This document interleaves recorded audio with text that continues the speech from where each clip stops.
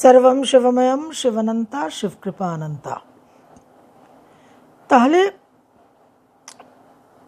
যে কোনো গুহ্য গুপ্ত বিদ্যা, অকাল্ট ফিল্ড অফ নলেজ এবং অবশ্যই জ্যোতিষ, তার মধ্যে যে মূল প্রধান বিষয় প্রতীক, সিম্বলিজম, সেটা নিয়ে আমরা আলোচনা শুরু করেছি। যে জ্যোতিষের এবং গুহ্য গুপ্ত গূঢ় নিগূঢ় তত্ত্বের যে সিম্বলিজমগুলো থাকে, যে প্রতীকগুলো থাকে, সেটা শুধু ওই প্রতীকের যে চেহারা, আকৃতি, রূপ, সেখানে তার অর্থটা সীমিত আবদ্ধ থাকে না। ওই চেহারাটা, ওই আকৃতিটা, ওই চিত্রটা আরও অনেক গভীরের, আরও অনেক উন্নত স্তরের, হায়ার প্লেনের অর্থকে বহন করে আনে। সেই that significance, that deeper meaning has to be cracked.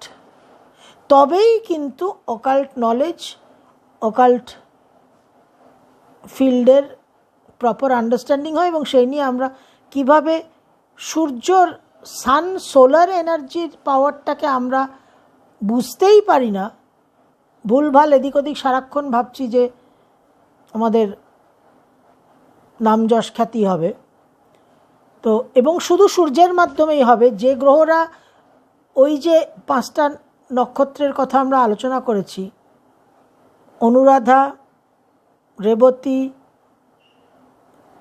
শতভিষা, উত্তর ফাল্গুনী, পূর্ব ফাল্গুনী, তার মধ্যে অন্যান্য গ্রহ থাকলেও যে তারা রবির ঊর্জাটা, অ্যাক্টিভ পাওয়ারটা, সূর্য এই টার্মটা, এই শব্দটা কিন্তু অ্যাক্টিভ সোলার এনার্জি নয়, সেটা আমরা বেদ থেকে জানতে পেরেছি, সেটা নিয়ে আমরা আলোচনা করেছি। আমরা বৃহস্পতিরও একটা আন্ডারস্ট্যান্ডিং পেয়েছি, যে বৃহস্পতিকে বেদে কি বলা হচ্ছে। বৃহস্পতি প্রকৃত অর্থে বেদের দেবতা, এবং যে জুপিটার গ্রহকে আমরা জানি আমাদের সৌরমণ্ডলে, সেই জুপিটার গ্রহ বেদের বৃহস্পতির তত্ত্বাবধানে গার্জিয়ানশিপে আছে, কিন্তু বেদের বৃহস্পতি আর সৌরমণ্ডলের জুপিটার এক নয়, সেটা নিয়ে আমরা আলোচনা করেছি। তো বৃহস্পতিকে বলা হয়েছে বেদে যে ওই যে ব্রহ্মজ্ঞান, পরম ব্রহ্মের যে উপলব্ধিটা, পরম ব্রহ্মের উপলব্ধির পূর্ণ প্রকাশ বৃহস্পতি নির্দেশ করে। পূর্ণ প্রকাশ, এবং ওই পরম ব্রহ্মের উপলব্ধি হলে একজন মানুষ যেরকম প্রবুদ্ধ, উদ্দীপ্ত হয়, তখন তার মধ্যে আমরা বলতে পারি যে বৃহস্পতির স্ফুরণ হয়েছে। এবং এই বৃহস্পতি তার যে পূর্ণ ব্রহ্মজ্ঞানটা, পূর্ণ জ্যোতির প্রকাশটা, সেই বৃহস্পতি তার এই পূর্ণ জ্ঞান, পূর্ণ জ্যোতি একমাত্র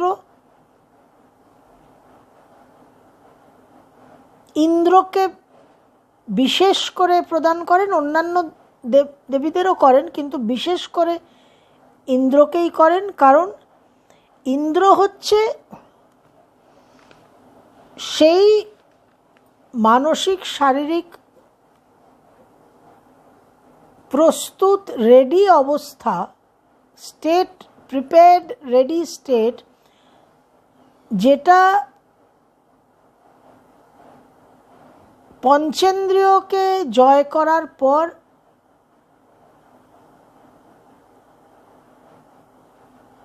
একজন মানুষের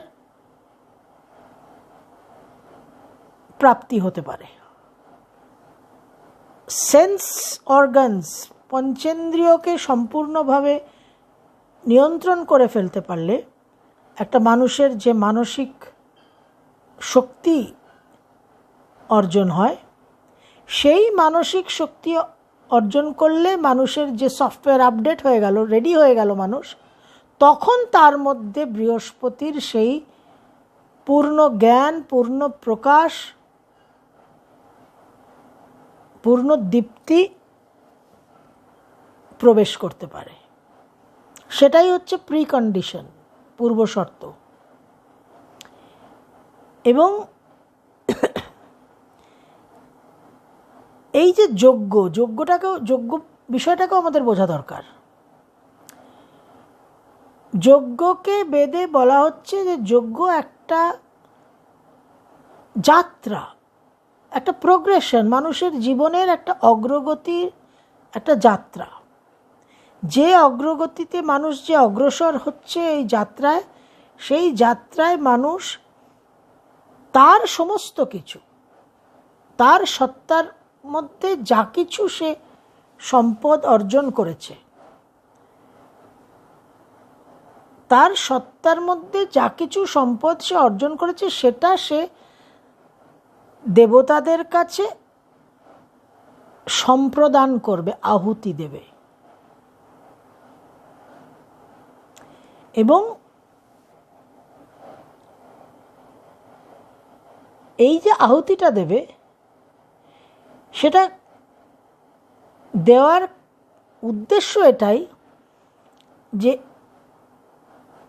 ওই আহুতির, ওই যে সত্তার মধ্যে যা কিছু তার অর্জিত সম্পদ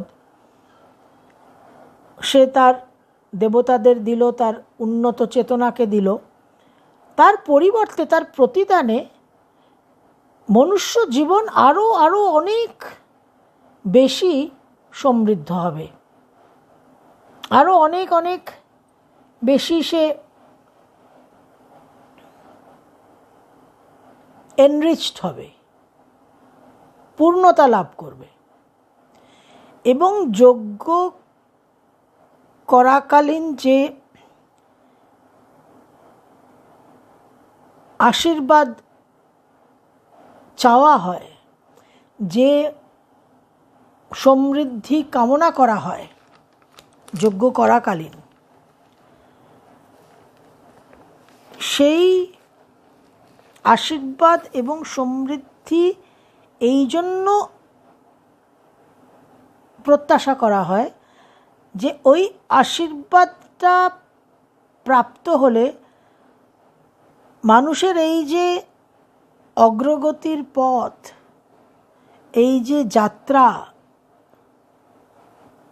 ঈশ্বরমুখী, পরম ব্রহ্মমুখী যে যাত্রা, সেই যাত্রা পথ চলার জন্য ওই আশীর্বাদ বল এবং শক্তির মতো কাজ করবে। এবং সমৃদ্ধি কাজ করবে ক্ষমতা, কর্মশক্তি এবং পরাক্রমের মতো। নিঃসন্দেহে মেটেরিয়াল গেইনস, জাগতিক লাভের প্রয়োজনীয়তা আছে এবং সেটা চাওয়াও হচ্ছে। কিন্তু এই মেটেরিয়াল গেইনস কেন চাওয়া হচ্ছে? এই সমৃদ্ধির প্রয়োজনীয়তা কোথায়? এই সমৃদ্ধির প্রয়োজনীয়তা মলে মলে ঘুরে 100টা জুতো, 50টা ব্যাগ, 25টা শাড়ি কেনার জন্য নয়। যজ্ঞে আহুতি দেওয়ার পর যে আশীর্বাদটা পাওয়া যাবে, সেই আশীর্বাদটা পরম ব্রহ্মর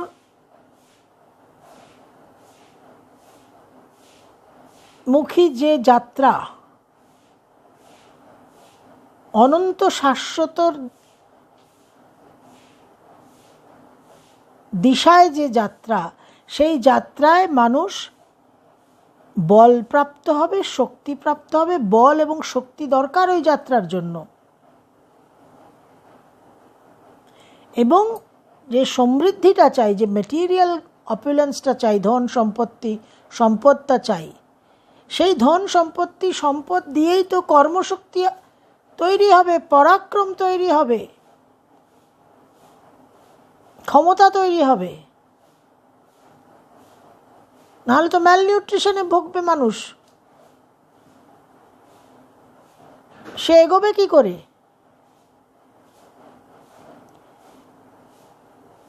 তো মেটেরিয়াল গেনটা কিন্তু স্বার্থপর পাশবিক প্রকৃতিকে পরিতৃপ্ত করার জন্য নয়, এটা মাথায় রাখতে হবে, এগুলো বুঝতে হবে আমাদের। এবং আমরা এই মেটেরিয়াল গেন, এই অর্থ, এই সম্পদ, ওয়েলথ, ফিন্যান্স নিয়ে আমরা বিশেষ আলোচনা করব, খুব শিগগিরই আমরা সেই আলোচনায় প্রবেশ করব 2-1 দিনের মধ্যেই।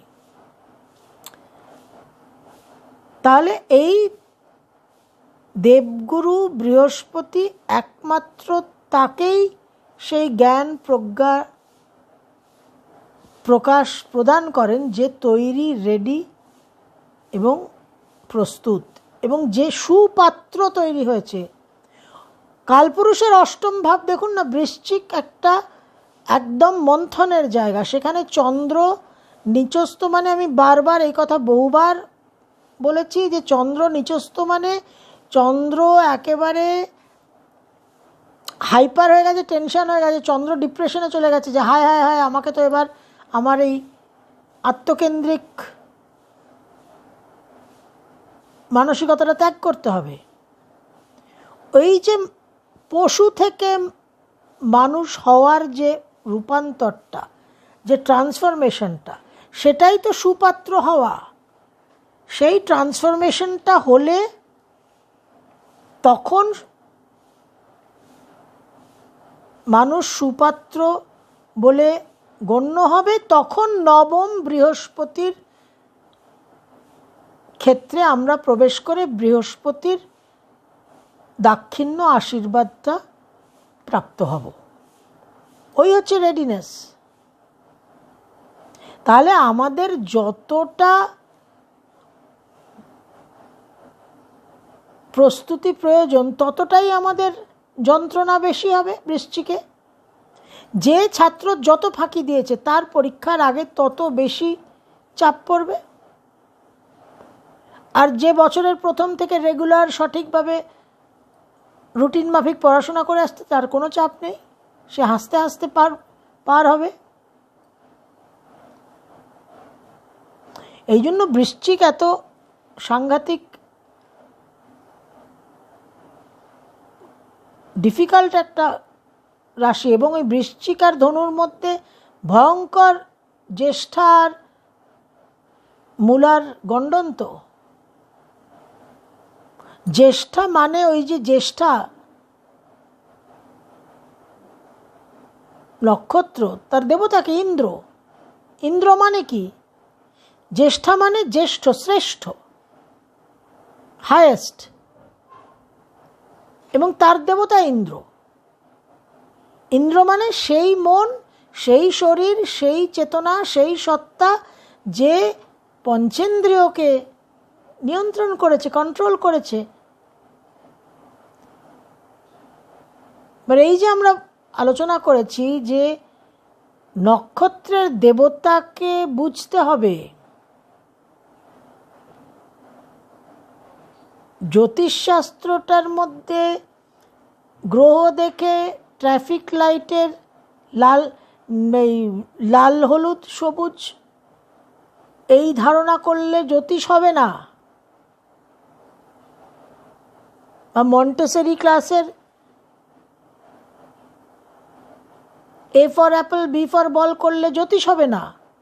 জ্যোতিষে আমাদের ওই হায়ার প্লেনের, ওই ফর্মের, ওই চিত্র আকৃতির ঊর্ধ্বে অতিক্রম করে গিয়ে আমাকে গুরুতত্ত্বটা বুঝতে হবে। তাহলে বৃশ্চিক আর ধনুর যে border point, border area, India Bangladesh border, ওখানে তো বিএসএফ বসে আছে। ওই জ্যেষ্ঠা আর মূলা। তো জ্যেষ্ঠা, একজন মানুষ জ্যেষ্ঠ শ্রেষ্ঠ প্রস্তুত তখনই হবে, তাকে ইন্দ্র উপাধিটা তখনই দেওয়া যাবে, তাকে বৃহস্পতি তখনই অনুমতি দেবে ধনুতে প্রবেশ করার, ভিসাটা সে তখনই পাবে যখন সে তার পঞ্চেন্দ্রিয়কে জয় করেছে।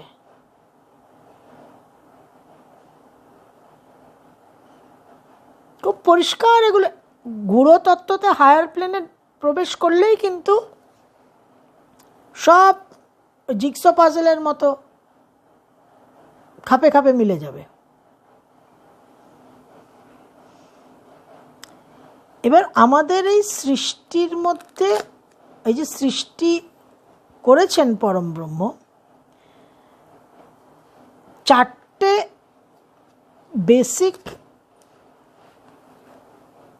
সৃষ্টি সংক্রান্ত তত্ত্ব আছে, 4 cosmic principles based on which the creation has been organized. Wisdom, power, harmony R work.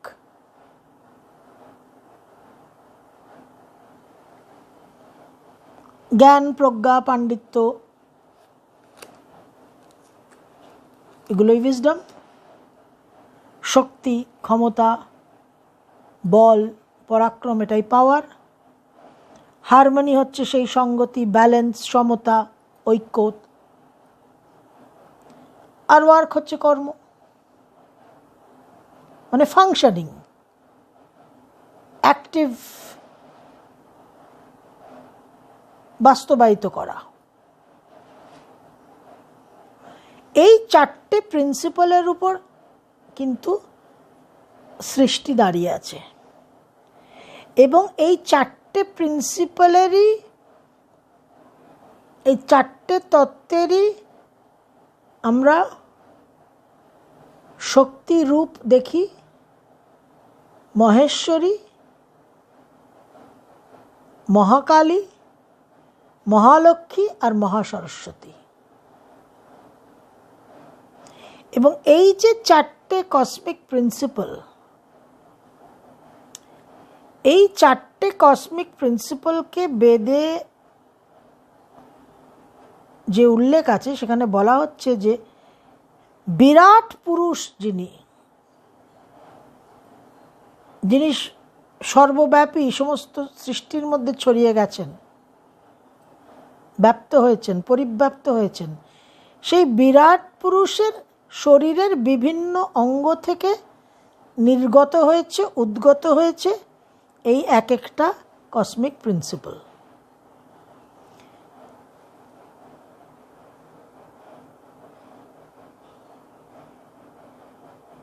মুখ থেকে হয়েছে, ফেস, মাউথ। বাহু হাত থেকে হয়েছে, থাইজ উরুদেশ থেকে হয়েছে, এবং ফিট চরণ থেকে হয়েছে।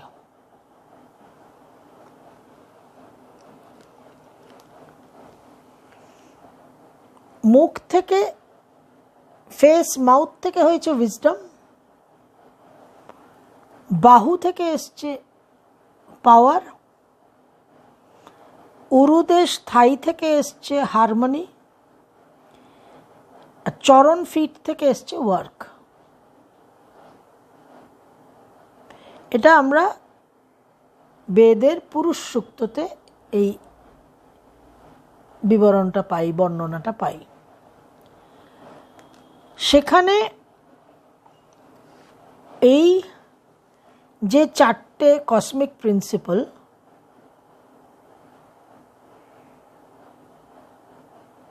এই চারটে কসমিক প্রিন্সিপালকে বলা হচ্ছে যে এই চারটে কসমিক প্রিন্সিপাল আমাদের সমাজ ব্যবস্থার মধ্যে চারটে বর্ণ বহন করছে। এটা কোনো আমার কথা নয়, সেই বিশ্ববরেণ্য সব দার্শনিকদের ভাষ্য ব্যাখ্যা। তাহলে প্রজ্ঞা উইজডমকে প্রতিনিধিত্ব করছে ব্রাহ্মণরা, স্ট্রেংথ আর পাওয়ারকে প্রতিনিধিত্ব করছে ক্ষত্রিয়রা, হারমোনিকে প্রতিনিধিত্ব করছে বৈশ্যরা, আর ওয়ার্ককে প্রতিনিধিত্ব করছে শূদ্ররা।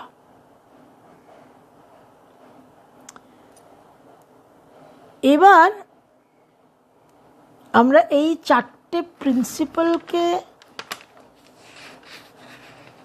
বোঝার আগে যদি দেখি যে আমাদের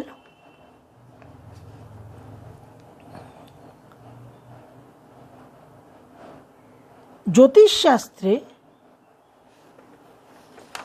গ্রহদের কিভাবে অ্যাসোসিয়েট করা হয়েছে, কাস্ট সিস্টেমটা।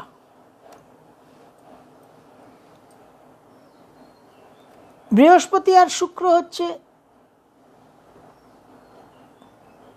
ব্রাহ্মণ গ্রহ, রবি আর মঙ্গল হচ্ছে ক্ষত্রিয়, চন্দ্র আর বুধ হচ্ছে বৈশ্য, শনি হচ্ছে শূদ্র, আর রাহুকেতু হচ্ছে ম্লেচ্ছ, আউটকাস্ট।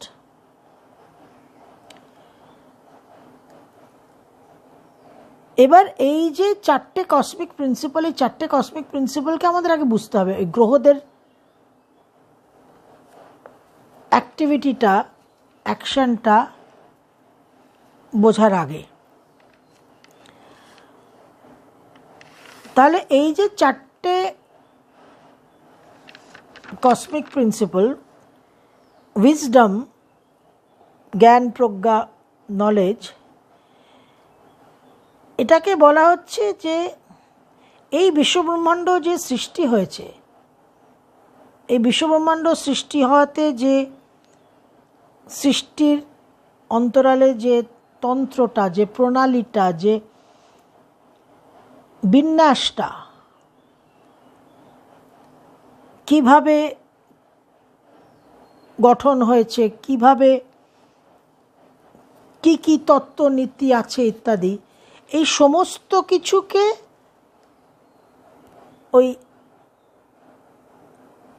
উইজডম, জ্ঞান প্রজ্ঞার মাধ্যমে গ্রহণ করা হয়, পাওয়া যায়, প্রাপ্ত হওয়া যায়, এবং তারপর সেটাকে ধারণ করতে হয়। তাহলে ব্রাহ্মণরা চতুর্বর্ণ যে সিস্টেমটা আছে তার মধ্যে ব্রাহ্মণরা সেই সৃষ্টি সংক্রান্ত যে সমস্ত বিন্যাস, অর্ডার, প্রিন্সিপাল, তত্ত্ব, প্রণালী, সব কিছুকে তারা, সেই জ্ঞানটা তারা প্রাপ্ত হন এবং তারপর সেটাকে গ্রহণ করে তারা সেটাকে বহন করেন।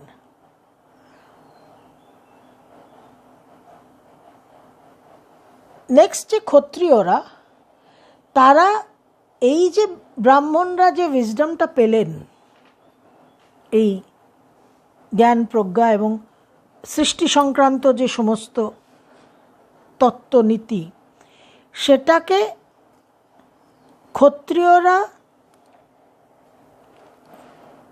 বহন করবে, ধারণ করবে এবং এনফোর্স করবে, জারি করবে নিয়মগুলো, সমস্ত ব্যবস্থাটা করবে, যে কিভাবে অ্যাডমিনিস্ট্রেশনটা, কাজগুলো সম্পাদনা করবে। They will uphold and enforce. তারপর বৈশ্যরা কি করবে? বৈশ্যরা সমস্ত বিষয়কে সঠিকভাবে অ্যারেঞ্জমেন্ট করা, বিভিন্ন বিষয়কে, অংশকে সঠিক একটা ব্যবস্থা করা, শ্রেণীবদ্ধ করা, সাজানো চন্দ্রবুধের কাজ। আর ফাইনালি শূদ্র, শনি, এই যা কিছু উইজডম এসছে, যা কিছু উইজডমকে জারি করা হচ্ছে, নিয়মকানুনকে একটা ব্যবস্থাপনার মধ্যে আনা হচ্ছে, তারপর সমস্ত কিছুকে সাজানো হচ্ছে, পুরো সমাজ ব্যবস্থা, পুরো হিউম্যান লাইফ সেটিংসগুলো সব ঠিক হয়ে যাওয়ার পর ফাংশনিংটা, কর্মটা, কাজটা একটা অর্থের বিনিময়ে, একটা পারিশ্রমিক, একটা মজুরির বিনিময়ে শূদ্ররা লেবার অ্যাগেনস্ট ওয়েজেস সেটা তারা কাজটা করবে। স্যাটার্ন গুণকর্ম বিভাগ, এটা তো আমাদের গীতাতে এখানে মেনশন করাই আছে। এবার কালের প্রবাহে পাওয়ার গেম, মানুষকে শোষণ করার জন্য, মানুষকে দমন করার জন্য তো সব কিছুরই অপব্যবহার এবং অবক্ষয় হয়েছে। কিন্তু বেসিক মূল আধারে যদি আমরা যাই, তাহলে এই 4টে প্রিন্সিপালের উপর সৃষ্টি দাঁড়িয়ে আছে, এবং যে সৃষ্টি যে 4টে কসমিক প্রিন্সিপালের উপর দাঁড়িয়ে আছে তারই প্রতিফলন যাতে মানব সমাজে হয়, so that human life reflects the divine principles, সেই জন্যই এই চতুর্বর্ণ প্রথা। মানুষকে অত্যাচার করার জন্য নয়, পীড়ন করার জন্য নয়, শোষণ করার জন্য নয়, ডিভাইন প্রিন্সিপাল যাতে মানব জগতে প্রতিফলিত হয়, ধারণ হয়, তার জন্য এটা করা। এইবার যদি আমরা গ্রহদের এই কাস্ট অ্যালোকেশনের মধ্যে প্রবেশ করি, তখন কি হচ্ছে যে বৃহস্পতি আর শুক্র হয়ে যাচ্ছে রিসিভার, ওরা তো উইজডমটা রিসিভ করছে। রবি আর মঙ্গল এনফোর্স করছে, অর্থাৎ ওরা ইউজটা করছে, অ্যাপ্লিকেশন, ওই অ্যাডমিনিস্ট্রেশনটা করছে, ইউজ। চন্দ্র আর বুধ ডিস্ট্রিবিউশনটা করছে, হারমোনি, অর্থাৎ কানেকশন এবং মেনটেনেন্স। আর শনি এই সব কিছুকে, এই মেসেজ রিসিভ হলো, উইজডম রিসিভ হলো, তার যে ব্যবহার হবে, তার যে মেনটেনেন্স হবে, তার যে কানেকশন হবে, এই সব কিছু মিলিয়ে একটা অপারেশনাল লেভেলে শনির কাজ। তাহলে এই গ্রহরা আমার যে যে রাশিতে থাকবে, বৃহস্পতি শুক্র আমার যে রাশিতে অবস্থান করবে, সেই রাশিতে কিন্তু আমার একটা রিসেপটিভিটি, গ্রহণ করার চ্যানেল তৈরি হয়ে গেল। কারণ তার মূল যে কসমিক প্রিন্সিপাল সেটাই তো হচ্ছে রিসিভ করা, গ্রহণ করা। রবি আর মঙ্গল আমার যে রাশিতে থাকবে সেখানেই আমার একটা অ্যাকশন ওরিয়েন্টেশন থাকবে, এনফোর্স করা, ডমিনেট করা, ডাইরেক্ট করা, পরিচালনা করার একটা জায়গা থাকবে। যে কারণে রবি আর মঙ্গল দশমে থাকলে খুব ভালো, আর রবি আর মঙ্গল ফোর্থে থাকলে গৃহসুখ নষ্ট হয়, সপ্তমে থাকলে ইগোইস্টিক নেচার হয়, ওই ডমিনেশনটা হয়। চন্দ্র আর বুধ আমার যে ঘরে থাকবে সেখানে কিন্তু আমার কানেক্টিভিটি আসবে, সংযোগ, যোগাযোগ আসবে, এবং একটা maintenance of strength of the house থাকবে। আর শনি আমার যে ঘরে থাকবে সেই ঘরে কিন্তু আমাকে কাজ করতে হবে, আমাকে শ্রম দিতে হবে। I have to work on that house.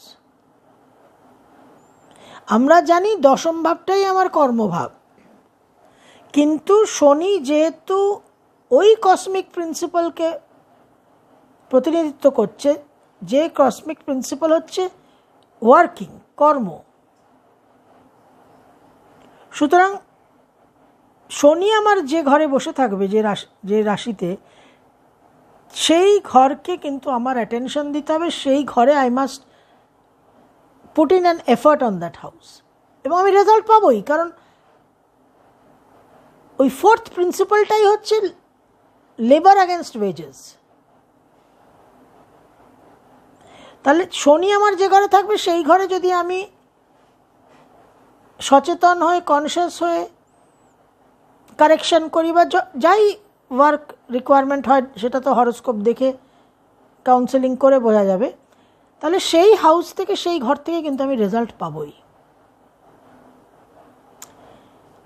এবার এই যে আমরা আলোচনাটা করলাম, এখানে আরেকটা বিষয় রইল, সেটা হচ্ছে গ্রহ যখন বক্রগতিতে গেল। গ্রহ যখন বক্রগতিতে গেল তখন গ্রহ পাগলা হয়ে গেল, আমাদের জন্য উন্মাদ হয়ে গেল। তখন সব রোল উল্টোপাল্টা হয়ে গেল। ওই ছোটোবেলায় আমাদের শৈশবে খুব হাসির ঘটনা হতো, সে যাত্রা দেখতে যেতাম, সেখানে সব ভুলভাল হয়ে যেত, ডায়লগ ভুলভাল বলতো। তো গ্রহ বক্রি হলে, বুধ বক্রি হলো, সে বৃহস্পতি মনে করলো নিজেকে, মঙ্গল বক্রি হলো, সে নিজেকে শুক্র মনে করলো। Reversal of roles. এবং পাওয়ারটা, একটা গ্রহের যে পাওয়ারটা, সেই পাওয়ারটাকে যদি সম্পূর্ণভাবে জীবনে উপভোগ করতে হয়, তাহলে এই যে আমরা সেই বেদের পুরুষ সূক্ত থেকে, চতুর্বর্ণ সিস্টেম থেকে যে 4টে cosmic principle, wisdom, power, harmony and work, এই জায়গা থেকে যে আমরা ওই highest level, highest scale of আন্ডারস্ট্যান্ডিংয়ে যখন আমরা জিনিসটাকে নিয়ে গিয়ে অনুধাবন করলাম, তবেই কিন্তু আমরা এই অ্যাঙ্গেলটা পাচ্ছি যে গ্রহ যে রাশিতে বসে আছে, যে ঘরে বসে আছে, সেই ঘরের বা সেই রাশির একটা অ্যাডিশনাল ফিচার, একটা এক্সট্রা আন্ডারস্ট্যান্ডিং আমাদের হলো। কারণ ওই যে সিম্বলিজম, জ্যোতিষ শাস্ত্রকে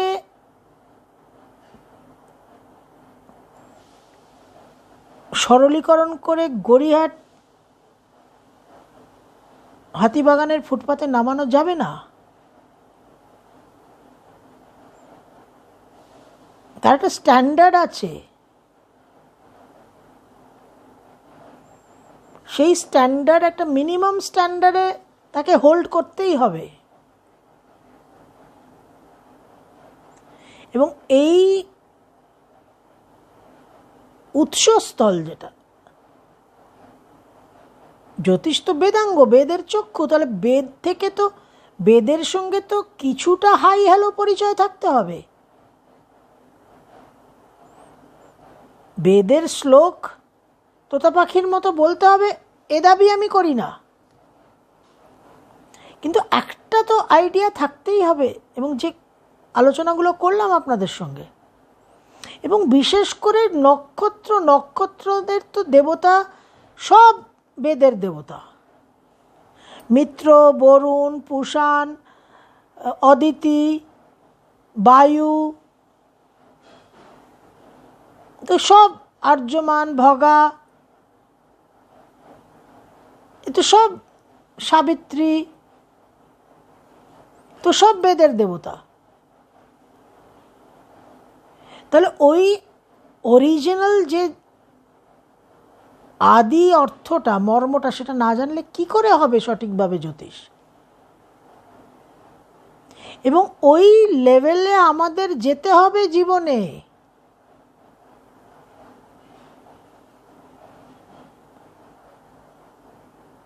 রাশিফল আর আমার জন্ম তারিখ থেকে অমুক সংখ্যার অমুক অর্থ ওই লেভেলে জ্যোতিষ করলে এমনিতেই হয় না, এখন তো একেবারেই চলবে না। যখন একটা মানুষ অ্যাক্সিডেন্ট হয়ে বা ভয়াবহ শারীরিক অবস্থায় হাসপাতালে যায় এমার্জেন্সিতে, তখন তাকে স্যালাইন, অক্সিজেন, ব্লাড একসঙ্গে দিতে হয়। তখন তার ক্রিটিক্যাল কন্ডিশন, তখন তাকে আইসিইউতে ভর্তি করতে হয়, তখন তাকে জেনারেল ওয়ার্ডে রাখলে সে বাঁচবে না। তা করোনা তো আমাদের ইন্টেন্সিভ কেয়ার ইউনিটেই ঢুকিয়ে দিয়েছে। তাহলে যেখানে আমার অক্সিজেন, স্যালাইন, ব্লাড তিনটেই লাগছে, সঙ্গে আইসিইউর পরিবেশ, সেখানে যদি ট্যাবলেট আর ক্যাপসুল খাই, কতক্ষণ আয়ু, কতক্ষণ বাঁচব? অবশ্যই বেশি দিন নয়। সেই জন্যেই পরিস্থিতি যা এবং যে নতুন জগৎ আমাদের জন্য অপেক্ষা করে আছে, যে কঠিন জগৎ আমাদের জন্য অপেক্ষা করে আছে, এবং এরপর তো সাংঘাতিক অর্থনৈতিক মন্দা আসছে, এবং ওয়েলথ নিয়েও আমরা আলোচনা করব। তখন আমরা কি করব? তাহলে আমাদের জ্যোতিষকে তো সঠিকভাবে জানতে হবে, সঠিক লেভেলে জানতে হবে। ওই মন্টেসরির সিম্বল, ওই ট্রাফিক লাইটের সিম্বল, তার যে অর্থ, সেই সিম্বলকে আমরা, সেই প্রতীককে আমরা যেভাবে ডিল করি, জ্যোতিষের প্রতীককে তো সেইভাবে, অকাল্ট ফিল্ড অফ নলেজের সিম্বল প্রতীককে তো সেইভাবে ডিল করলে হবে না। তাহলে আশা করি আমাদের এই আন্ডারস্ট্যান্ডিংটা একটা সুস্পষ্ট ক্ল্যারিটির জায়গায় গেছে, এবং এটা নিয়ে আমরা ফার্দার আলোচনা করব। তবে আসন্ন আমরা ফাইন্যান্স নিয়ে, অর্থ নিয়ে বিশেষ আলোচনায় প্রবেশ করব। আশা করি সেটাও আপনাদের ভালো লাগবে। সর্বম শিবময়ম শিবানন্তা শিবকৃপা অনন্তা।